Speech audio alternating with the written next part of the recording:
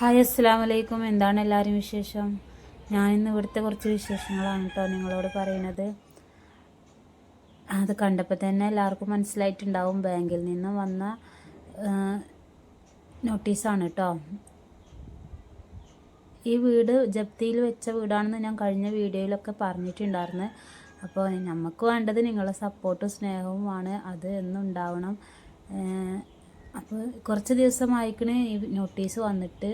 ഞാനത് ഇന്നാണ് കേട്ടോ നിങ്ങളോട് ഷെയർ ചെയ്യണത്. അപ്പോൾ അതിൻ്റെയൊക്കെ ഓരോ വിഷമത്തിലായിരുന്നു. എന്ത് ചെയ്യും, മുന്നോട്ട് എന്ത് കാട്ടും, അങ്ങനത്തെ പേടിയും കാര്യങ്ങളൊക്കെ ഉണ്ട്. നമ്മളിപ്പോൾ വാടകയ്ക്ക് പോകാൻ കഴിവില്ലാത്തവരാണ്. ഇത് മാസം വാടകയ്ക്ക് ഇരിക്കണ ഒരവസ്ഥ എന്താ പറയുക, അറിയാവുന്നതല്ലേ എല്ലാവർക്കും. വാടകയ്ക്കൊക്കെ ഇരുന്നിട്ടുണ്ടെങ്കിൽ മാസം പോണതന്നെ അറിയില്ല. ഇവിടെ ഇപ്പം ഞങ്ങളെന്ന് പറഞ്ഞാലും ദിവസം മീൻ മേടിക്കാൻ കഴിവില്ലാത്തവരാ. അപ്പോൾ ഞങ്ങൾ വാടകയ്ക്ക് പോയാൽ എന്താവും അവസ്ഥ. അപ്പോൾ അതാ ഇന്നത്തെ വീഡിയോ എല്ലാവരും ഒന്ന് സ്കിപ്പ് ചെയ്യാതെ കണ്ടൊന്ന് സപ്പോർട്ട് ചെയ്യണം. അതിൻ്റെ കാര്യങ്ങളൊക്കെ ഒന്ന് പറയുന്നുണ്ട് കേട്ടോ.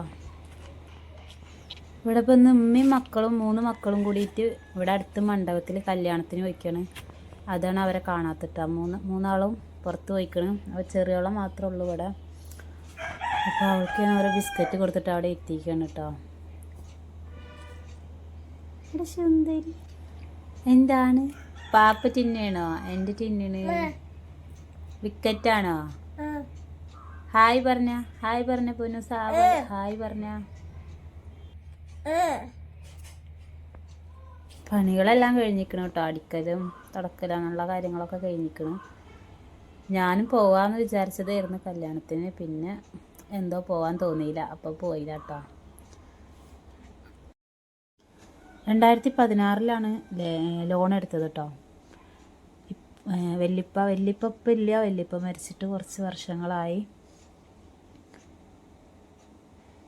5/2016 തീയതിയിൽ താങ്കൾ എടുത്ത NAMT 12/1280 നമ്പർ വായ്പാ കരാർ പ്രകാരം തിരിച്ചടക്കാത്തതിനാൽ 1969 കേരള സഹകരണ നിയമത്തിലെ വകുപ്പ് 70 പ്രകാരം ബാങ്ക് സമ്പാദിച്ച പൂർണ്ണമായി ഒഴിവാക്കിയും പലിശയിൽ ഉയർന്ന കിഴിവ് ലഭ്യമാക്കി ഒറ്റത്തവണയായി വായ്പ അവസാനിപ്പിക്കുവാൻ അവസരം നൽകിയിട്ടും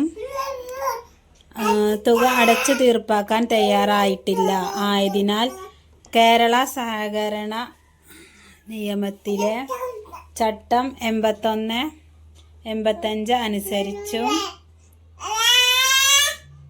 സഹകരണ സംഘം രജിസ്ട്രാറുടെ 70-13 സർക്കുലറിലെ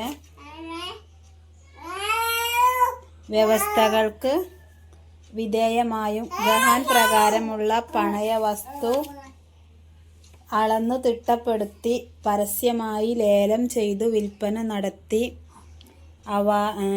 അവാർഡ് തുകയും തുടർന്നുള്ള പലിശയും ചെലവുകളും ഉൾപ്പെടെ മുഴുവൻ തുകയും ഈടാക്കുവാൻ നടപടി ആരംഭിച്ചിരിക്കുന്നു. ആയതിലേക്ക് ലേല വിളംബരം പുറപ്പെടുവിക്കുന്നതിന് മുന്നോടിയായി ഈടുവസ്തു അളന്നു തിട്ടപ്പെടുത്തി അതിർത്തികൾ നിർണയിക്കുന്നതിന് ലാൻഡ് സർവേയർ 28/5/2025 തീയതിയിൽ സ്ഥലം സന്ദർശിക്കുന്നതിന് നിശ്ചയിച്ചിട്ടുള്ളതാണ്. ഈ ദിവസം സ്ഥലത്ത് താങ്കളുടെ സാന്നിധ്യം ഉണ്ടായിരിക്കേണ്ടതാണ്.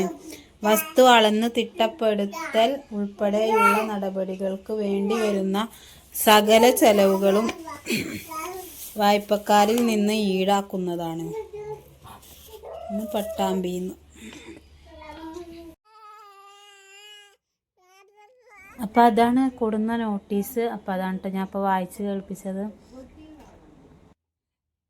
അപ്പം നിങ്ങളുടെ സപ്പോർട്ടാണ് ഞങ്ങൾക്ക് വേണ്ടത്, പ്രാർത്ഥനയും. അപ്പോൾ എന്നും കൂടെ ഉണ്ടാവണം. വീഡിയോ ഒക്കെ കണ്ട് സപ്പോർട്ട് ചെയ്യുമെന്ന് വിചാരിക്കുന്നു. ഇൻഷാ അല്ലാഹ്. എന്താ പറയുക,